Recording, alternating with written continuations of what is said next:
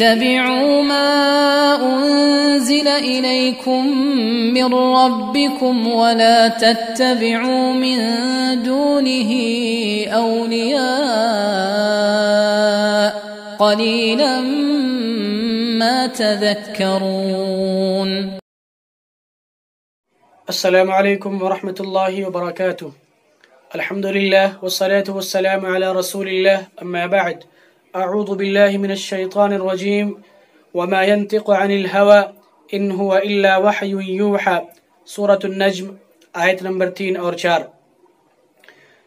حاضرین کرام، آپ کے سامنے محمد سہیل فضل الرحمن سنابلی بحیثیت متسابق کل ہند تقریری انعامی مسابقہ زیر نگرانی جامعہ امام ابن باز الاسلامیہ مدینہ الرشاد گریڈھی جھارکھنڈ بعنوان حدیث کا تشریعی مقام.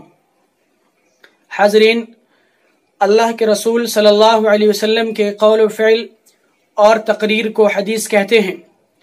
اس میں کوئی شک نہیں کہ استدلال کے اعتبار سے جو مقام قرآن کا ہے وہی صحیح حدیث کا بھی ہے، کیونکہ جس طریقے سے قرآن یہ اللہ رب العالمین کی وحی متلو ہے، اسی طریقے سے حدیث یہ اللہ رب العالمین کی وحی غیر متلو ہے.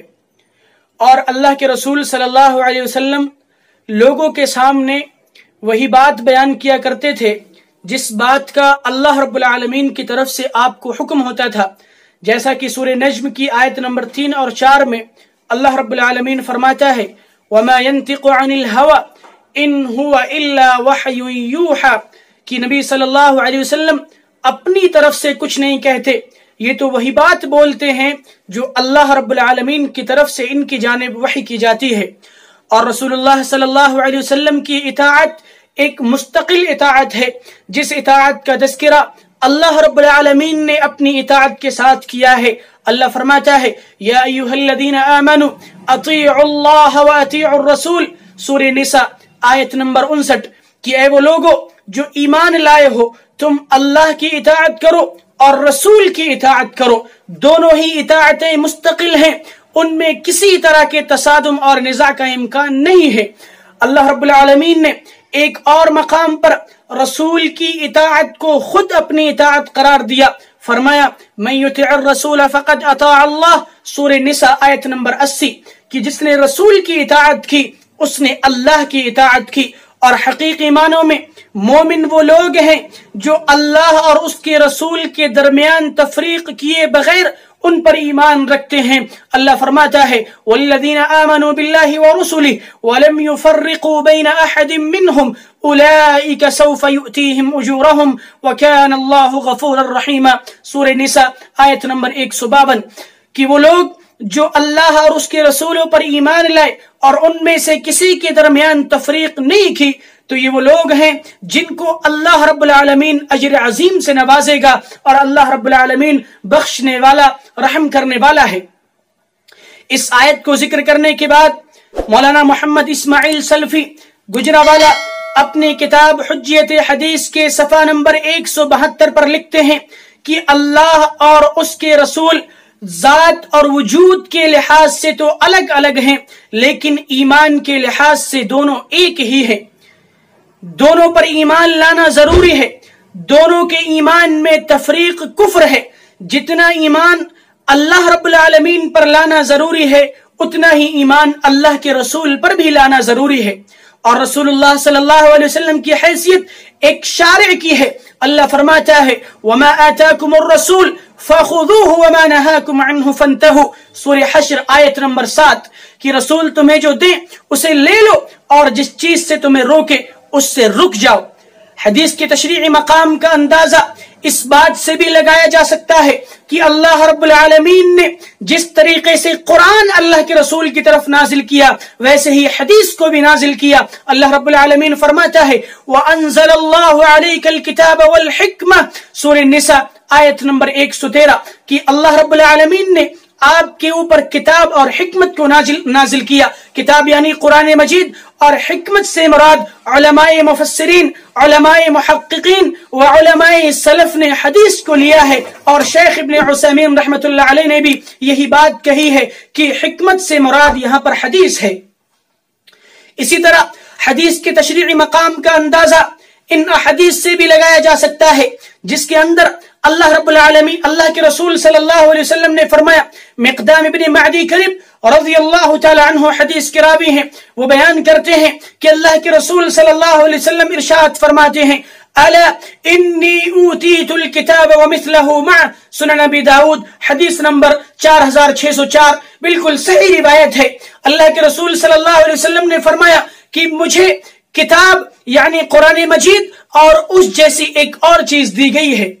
ومثلہ معہ کے تعلق سے شیخ ابن باز رحمۃ اللہ علیہ لکھتے ہیں کہ یہ اللہ رب العالمین کی ایک دوسری وحی ہے جو اللہ رب العالمین نے رسول اللہ صلی اللہ علیہ وسلم کی طرف کی ہے، تاکہ آپ قرآن کی وضاحت اور اس کی تشریح لوگوں کے سامنے کر سکیں، جیسا کہ اللہ رب العالمین سورہ نحل کی آیت نمبر 44 میں فرماتا ہے، وَأَنزَلْنَا إِلَيْكَ الذِّكْرَ لِتُبَيِّنَ لِلنَّاسِ، کہ ہم نے آپ کی طرف ذکر کو یعنی قرآن کو نازل کیا تاکہ آپ لوگوں کے لیے وضاحت کریں۔ اسی طرح ایک اور حضرت ابو ہریرہ رضی اللہ تعالی عنہ سے مروی روایت میں آپ نے فرمایا، ترکت فیکم امرین لن تضلوا ما تمسکتم بہما، کتاب اللہ و سنت رسولہ صلی اللہ علیہ وسلم، موطا امام مالک حدیث نمبر 2618۔ امام حاکم نے اس حدیث کو صحیح قرار دیا ہے اور یہ صحیح روایت ہے۔ اللہ کے رسول صلی اللہ علیہ وسلم فرماتے ہیں کہ میں تمہارے درمیان دو چیزوں کو چھوڑے جا رہا ہوں، تم جب تک ان کو مضبوطی سے تھامے رہو گے کبھی گمراہ نہیں ہو سکتے، ایک اللہ کی کتاب اور دوسرے اللہ کے رسول جناب محمد رسول اللہ صلی اللہ علیہ وسلم کی حدیث۔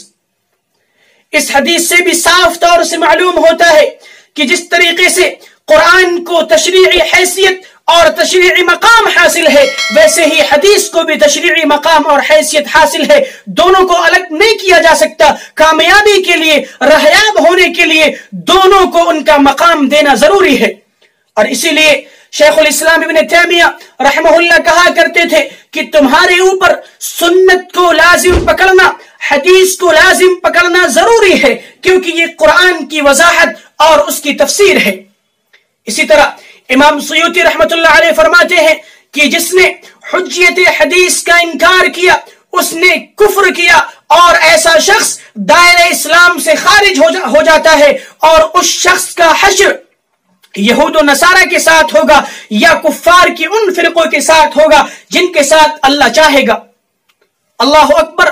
حدیث کا کیا مقام ہے کہ جو شخص حجیت حدیث کا انکار کرے، اس کی تشریعی مقام کو نہ مانے، ایسے شخص کو علماء سلف نے کافر کہا ہے، اور خود اللہ رب العالمین نے قرآن مجید میں ایسے لوگوں کے تعلق سے فرمایا، وَمَن يَعْصِ اللَّهَ وَرَسُولَهُ فَقَدْ ضَلَّ ضَلَالًا مُبِينًا، سورہ احزاب آیت نمبر 36، کہ جو اللہ اور اس کے رسول کی نافرمانی کرے گا، اللہ رب العالمین فرماتا ہے کہ ایسا شخص گمراہ ہو جائے گا، اور اللہ اور اس کے رسول کی نافرمانی یہی ہے کہ آدمی حدیث کو اس کا تشریعی مقام نہ دے۔ خلاصہ یہ کہ حدیث کا تشریعی مقام اور اس کی حیثیت پہلی صدی ہجری کے آخر سے 15ویں صدی ہجری کے آغاز تک اپنی جگہ مسلم ہے، اور 1400 سال سے حدیث شریعت کا دوسرا ماخذ ہونے کی حیثیت سے اپنی جگہ پر مسلم ہے، اس سے انکار نہیں کیا جا سکتا۔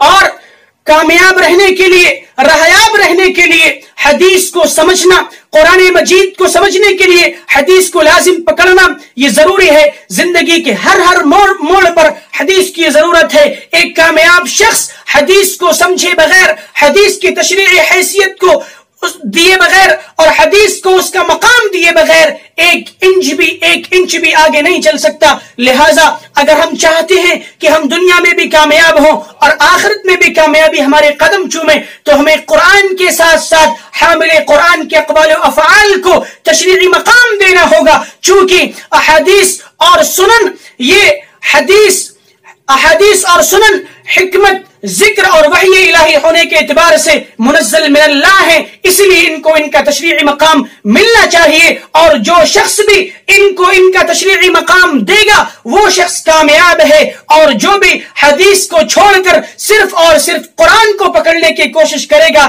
ایسا شخص راہیاب نہیں ہو سکتا۔ اللہ رب العالمین سے دعا ہے کہ رب العالمین ہمیں حدیث کے تشریعی مقام کو سمجھنے کی توفیق عطا فرمائے، اور ہمیں حدیث کے تشریعی مقام کو لوگوں کے سامنے عام کرنے کی بھی توفیق عطا فرمائے۔ آمین، تقبل یا رب العالمین، والسلام علیکم ورحمۃ اللہ وبرکاتہ۔